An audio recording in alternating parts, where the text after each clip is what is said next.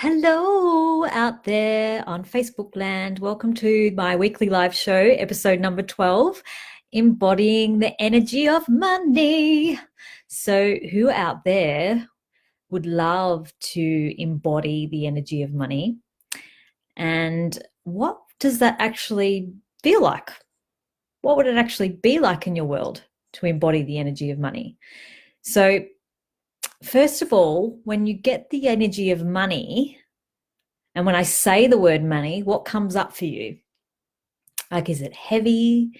Is it stressful? What words do you connect with it? Are you connecting that it's lack, that it's not, that you don't have enough, that it's really hard to get, that it's a struggle? And then what emotions do you notice? Is there fear around money? There could be sadness around money. Maybe it makes you happy. Maybe it makes you angry. Maybe it makes you feel guilty. And where do you feel it in your body? So when I say money, where do you feel it in your body? So just take a moment to notice that.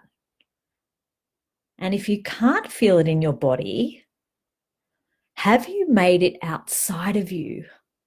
So what if you're not separate from money? What if you didn't have to make yourself separate from money? Hi, Annabelle, how are you going? What if the embodiment of money means that it's not separate from you? Imagine what that would be like. So we've gotten the energy of money. So we've looked at, it could be stressful for you. There could be words of lack coming up. There could be, there's not enough. It's hard to find. It's a struggle. It's needy. Like there's a needy energy around it. That's quite a common, sensation to have. Now get the energy of breathing. So when you notice yourself breathing, what do you notice? Is it hard to breathe? Is it easy? Do you have to think about it? Or is it automatic? You want to ask yourself, do I deserve to breathe? Or does your body just do it? Now, interestingly, what if you could look at money the same way that you breathe? So if you feel like you don't deserve to breathe, which is something that would never come up for you, but if you don't think that you deserve money, well, then you don't get to embody money. So what if money could be just like breathing? So let's just do a little exercise for the moment. Breathe in and breathe out. And breathe in. Hi, Helen. And breathe out. Now imagine breathing in money and breathing out money and breathing in money and breathing out money. So there's an abundance of breath and oxygen. What if there was an abundance of money too? So every time you take a deep breath, you're breathing in money. And you don't have to hoard it or collect it in your body. You don't have to hoard it or collect it in your solar plexus, but you can pull it right through your body and through every molecule of your body and then breathe it out. So it's actually contributing to your body. And that's an exercise that you can use anytime, any day. So if you find yourself going on automatic pilot with money, oh, I need it, I lack it, it's a struggle for me, I don't have enough of it, and a whole heap of other points of view that you've probably bought from your parents or from other places or spaces, how many of those are actually yours? And everything that just brought up, would you really destroy and uncreate it all? We have so many points of view about money, hi Candy, that actually start as young as, or even from, lifetimes ago, 5, 10, 15, 20, 50,000 million years ago. So how many lifetimes have you decided that you lack money? And so everything that brings up, would you willing to destroy and uncreate it all? Now get a sense of what gold feels like to you. Hi, Angelica. How are you going? Get a sense of what gold feels like for you. Now, I love gold. Gold has a totally different energy to money. Have you noticed? Like, get the energy of gold, get a sense of it. Now, get the energy of money and get a sense of that. Now, how many more points of view do you have around money that you don't actually have around gold? So there could be points of view that, it's dirty, only for rich and greedy people, and that you don't deserve it, and things like that. Like, how many judgments around money have you created and collected over the years? So, what would it take to invite more gold into your world? And what would it take to embody the energy of gold too? And if you were being the energy of money, who would you have to be with it? What actions would you need to take? What questions could you ask to invite more money into your life and begin to embody the energy of money? And what questions could you ask yourself every day to be and embody the energy of money? So I had a look at Simone Milas's book last night, Getting Out of Rich Joyfully, and she had some really cool questions. So I'm going to read out some of the questions that you could use that would assist you in embodying and having and being more with money. So the one of them is, what else is possible? So what else is possible with money that you haven't yet considered? What have you decided that you can't be with money? What have you decided that you are not with money? And what else is possible there? So if you're going into lack mentality with money, you could ask, what else is possible? Simple, easy question. And how does it get any better than this? So if you're finding yourself in that lack mentality and you're not getting a sense of what's greater for you, you can ask, how does it get any better than this? And if you drop, something great happens in your life where you find or you win lotto or something wonderful like that, you want to ask, how does it get any better than this? So that you ask the universe to show you more of what you're asking for. She's also got, what would I like my financial reality to be like? So what would you like your financial reality to be like?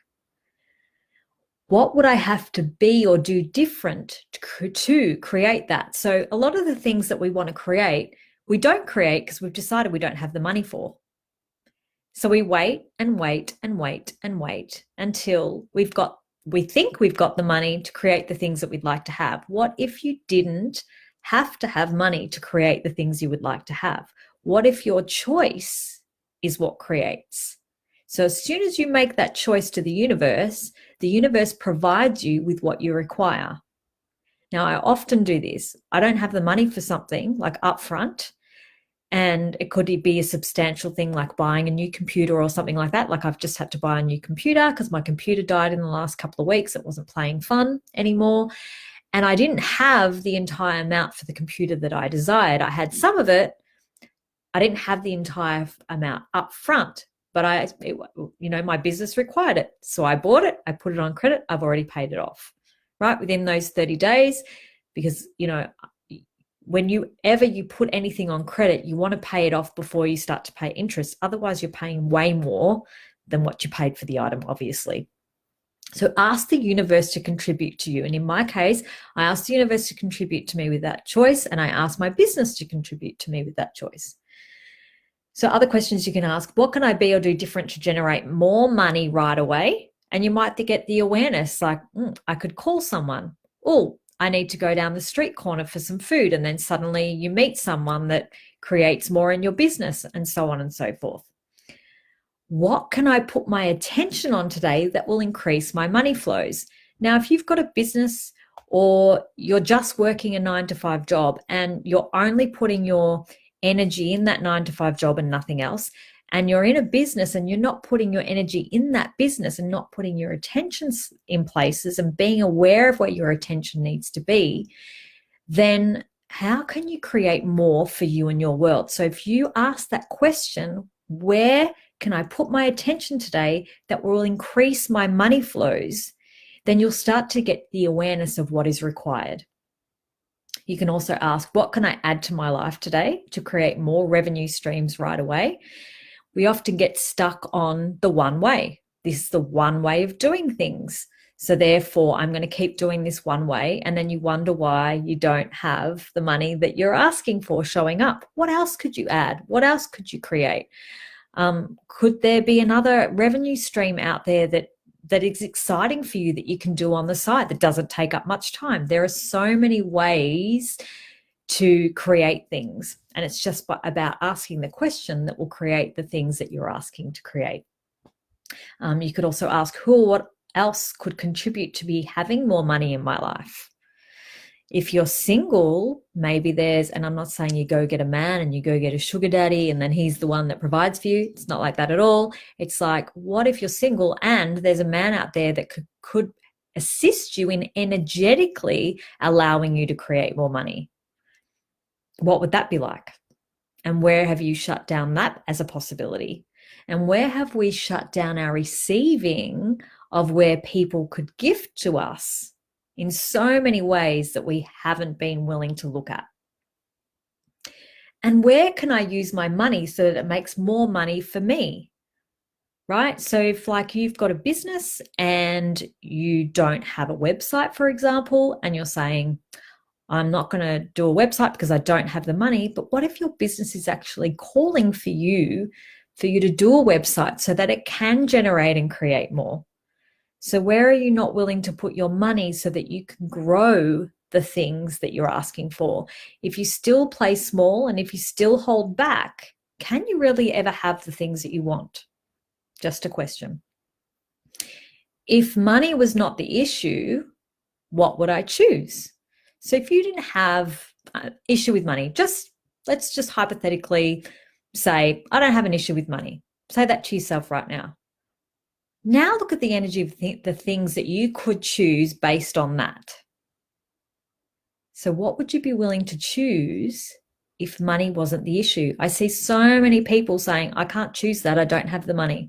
I can't choose that, I don't have the money. But what if by choosing that, that creates the money?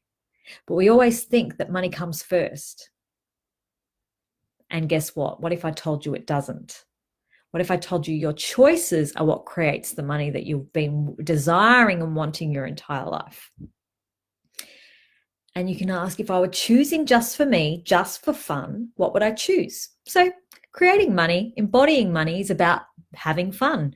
It's about being joyful. If you're joyful, people will follow you. They'll come to you. They're inspired by you. They almost want to throw money at you.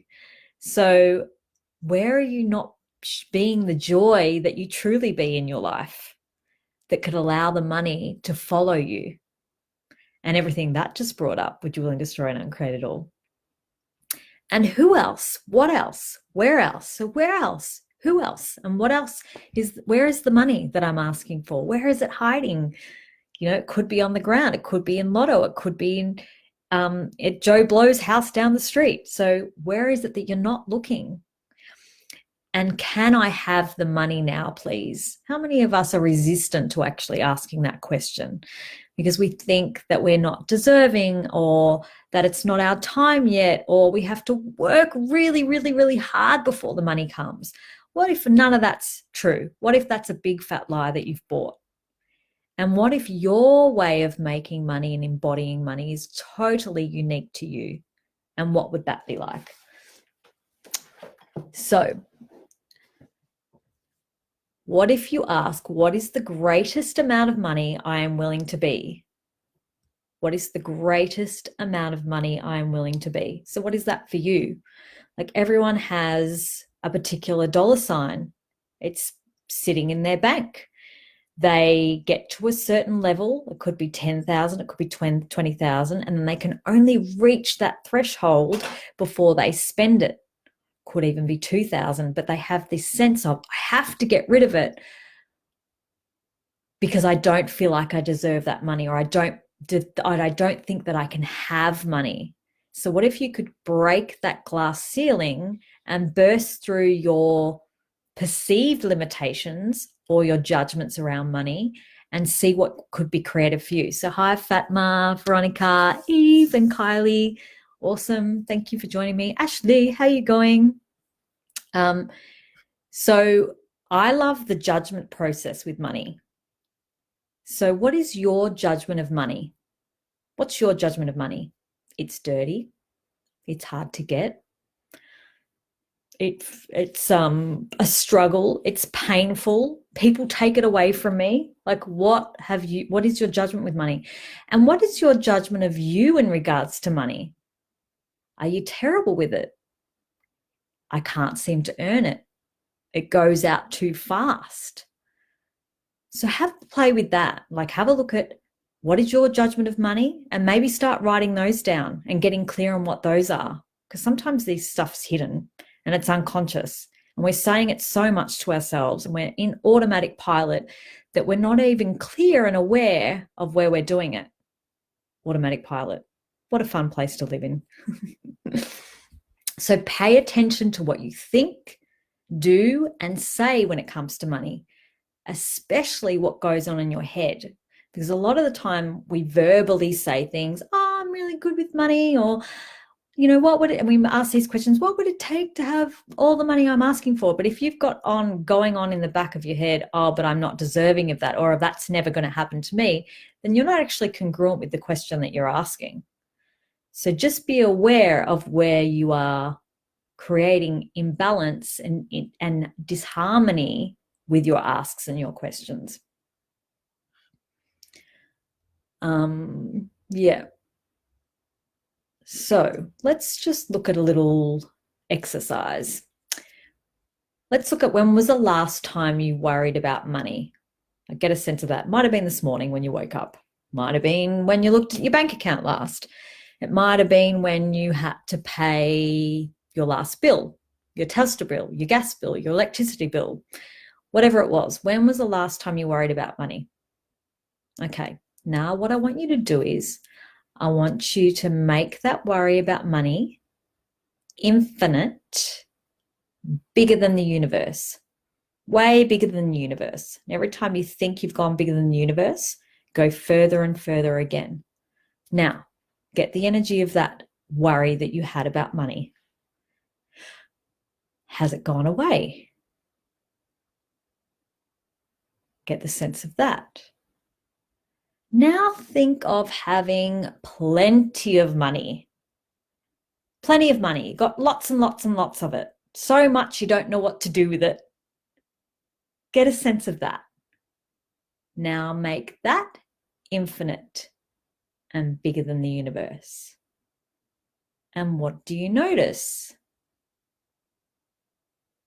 Has it become more substantial? Most likely it's become more substantial. So if the first one, your worry, just went away, it's because it's a lie. So when you have a lie and you make it infinite, bigger than the universe, and it goes away, it's because it was a lie. If you make something that's true for you infinite, bigger than the universe, and it becomes way more substantial, then it is actually true for you. So get the energy of someone you really, really love and care about. So I'm going to choose my children and my partner because I adore them. They contribute to me dynamically. I'm going to get the sense of that. So what is it for you?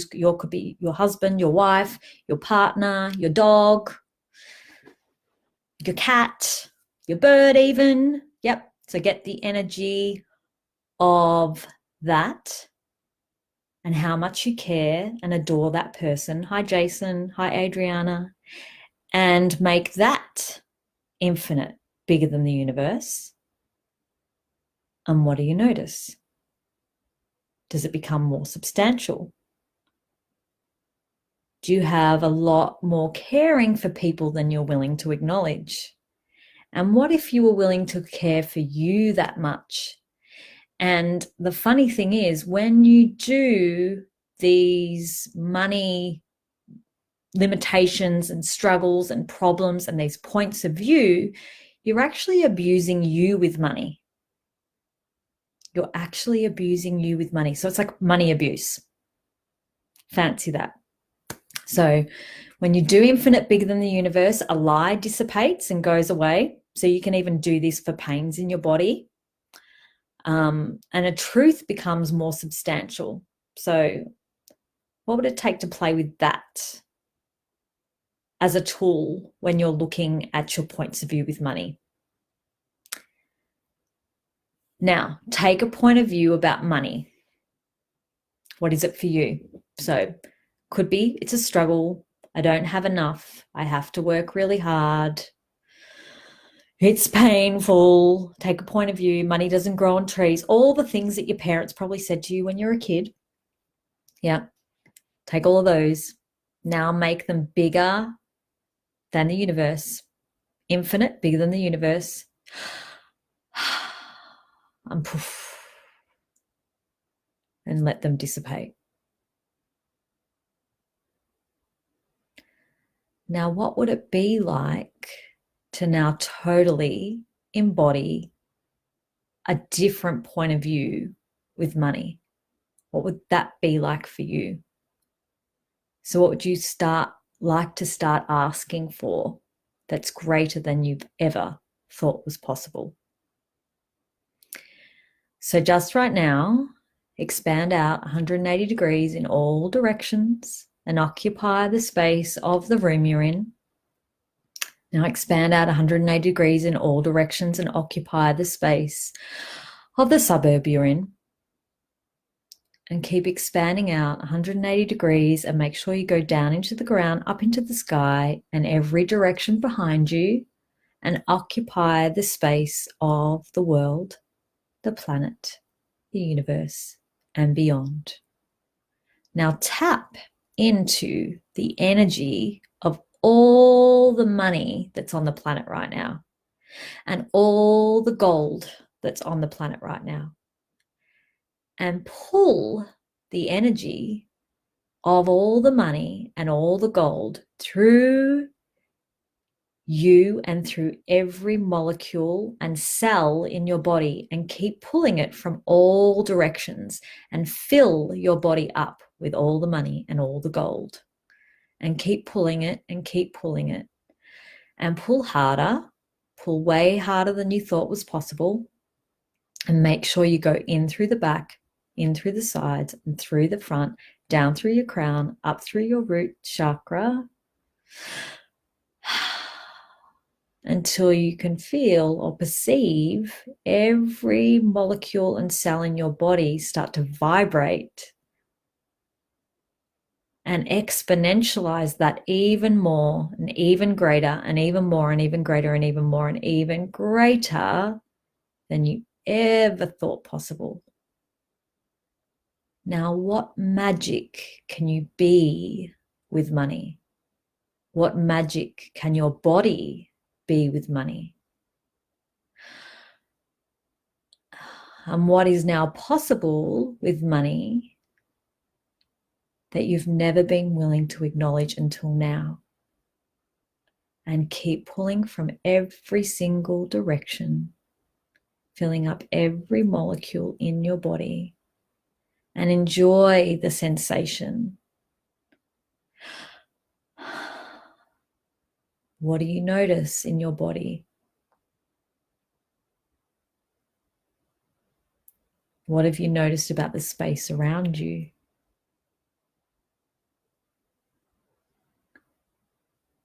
And what is possible now? And on that note, thank you so much for listening or watching if you're on video today. I really am so grateful for your contribution to this live call and this live show, episode number 12, Embodying the Energy of Money. And I hope you got something out of it. Just know that every week I'm here with different topics in the Gypsy of Consciousness. And this week I'm looking at doing a tool on Monday to assist you in receiving the money that you're asking for, that you've been asking for. So it will be something that you can play with, a tool that you can play with at home, and then we can report back on this page. So how much fun could we have with that? So thank you again. I look forward to seeing you and next week. Bye for now.